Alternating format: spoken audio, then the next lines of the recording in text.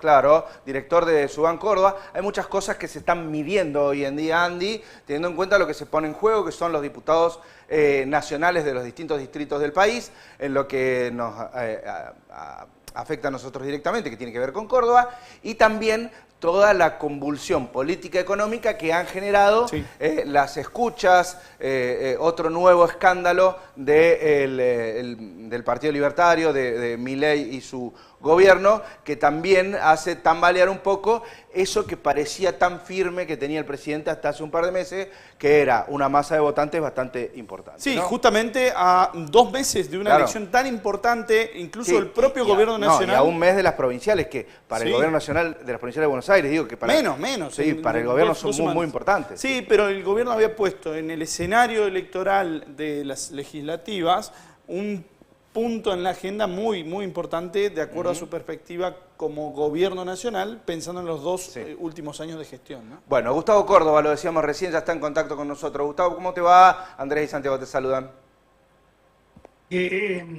Cuánta formalidad para la siesta de un viernes, muy buena. Es verdad. Es verdad, siesta del viernes, pero estamos compenetrados con este tema que tiene que ver, Gustavo, con todo lo que se viene y con todo lo que ustedes vienen midiendo. Y la primera pregunta que yo te quería hacer, al menos, ¿en cuánto y hasta qué punto afectó los escándalos de las escuchas de Españolo al gobierno de Milei, y si fue más o menos de lo que pasó en su momento con Libra? Bueno, a ver, el encuadre adecuado a esto es que es una crisis de proporciones muy peligrosa para el gobierno, toda vez que si la comparamos con Libra, en aquel momento había que explicarle a la gente lo que era una criptomoneda, ¿no? Más allá de que una estafa es fácil de explicar, lo que no era fácil de explicar era la criptomoneda. Y hoy yo les diría que la combinación de palabras de coima y corrupción, hasta el último argentino de a pie la entiende perfectamente. Por eso la potencialidad de esta crisis, que no es una crisis para que el gobierno haga de cuenta que no existe, ¿no? Porque la de Libra sigue abierta.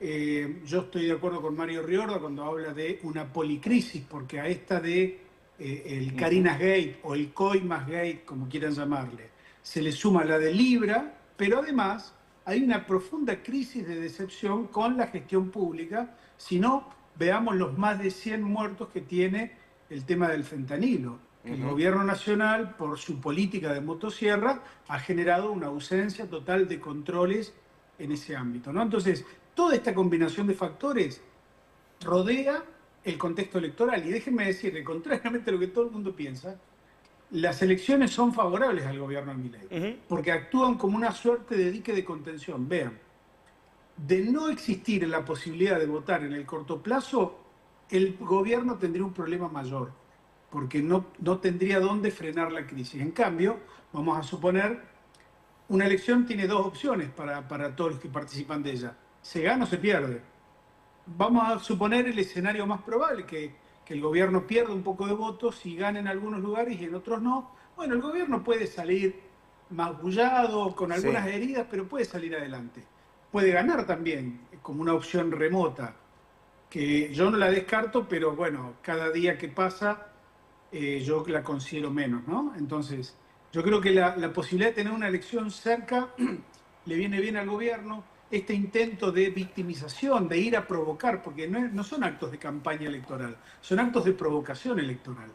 Al gobierno le viene bien hablar de violencia, es muy fiel a su estilo. Entonces, fíjense que hoy escuchaba, por ejemplo, a la periodista de La Nación Más, insospechada de Cuca, ¿no? Claro.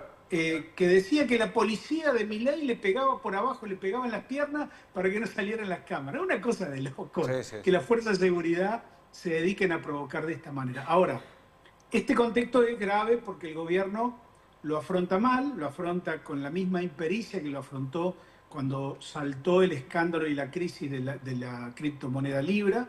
El gobierno hace de cuenta que es un tema más de tantos y no se dan cuenta que la pérdida de credibilidad, el impacto en la economía, el impacto en sus propios votantes es muy significativo.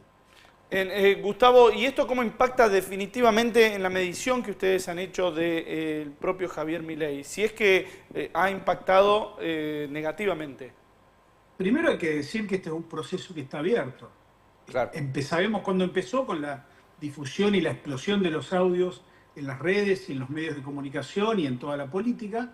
Ahora no sabemos cuándo termina. Lo que sí estamos viendo es que el grado de afectación, y en esto me gustaría ser muy claro, no es como pretenden algunos que sea un derrumbe del gobierno de Milei.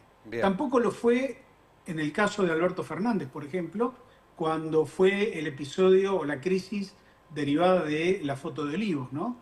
Fue apenas una especie de caída amesetada, que es lo que estamos viendo con Milei hoy. Se cae un punto y medio mensual. El dato es que perforó por primera vez el 40% del apoyo. Todas las encuestas hoy, fíjense, le están dando 37, 38, 39. Eso también tiene un correlato electoral, porque prácticamente todos los que tienen buena imagen del gobierno en esos porcentajes son los que votan al gobierno en esos porcentajes. Claro. Así que lo que vemos es que, por ejemplo, 2 meses atrás, el gobierno tenía un andarivel de intención de voto de entre 40 y 45. Hoy, después de esto, y sin haber terminado esta crisis del Coimagate, el gobierno está en un andarivel de 35 40 puntos. Bien. Gustavo, queríamos mostrar unas plaquitas que teníamos que han elaborado ustedes. Esta es lo primero que se le viene a la cabeza a la gente cuando le dicen Karina Milei.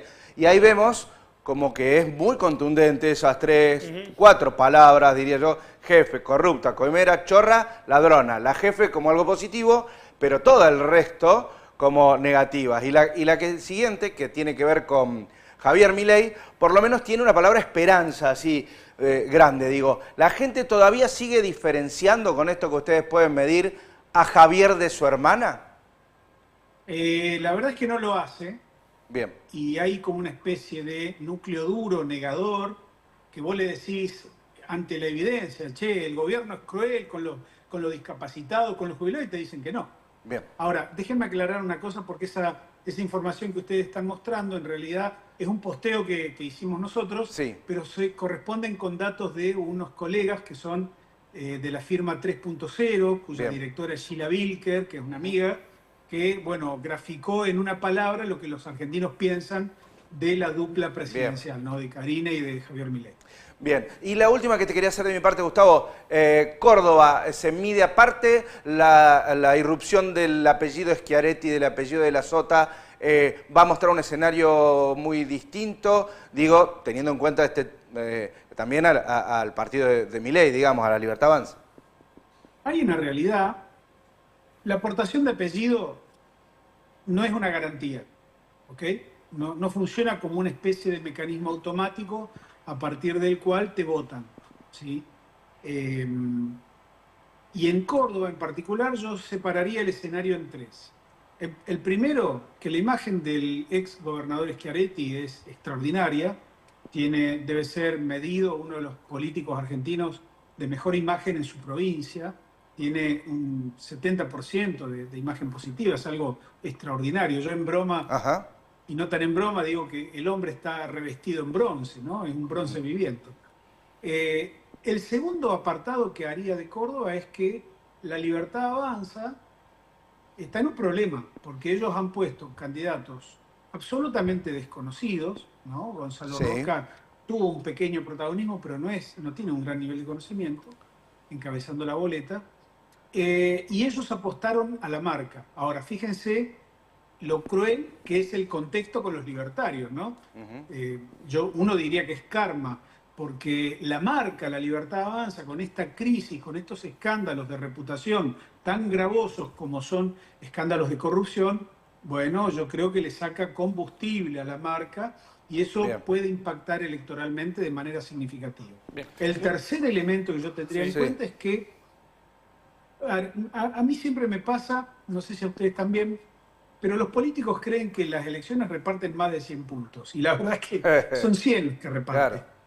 Si Schiaretti saca entre 35 y 40, si los libertarios sacan entre 25 y 30, ya estamos viendo que ahí hay cerca de un 70% de votos, ¿no?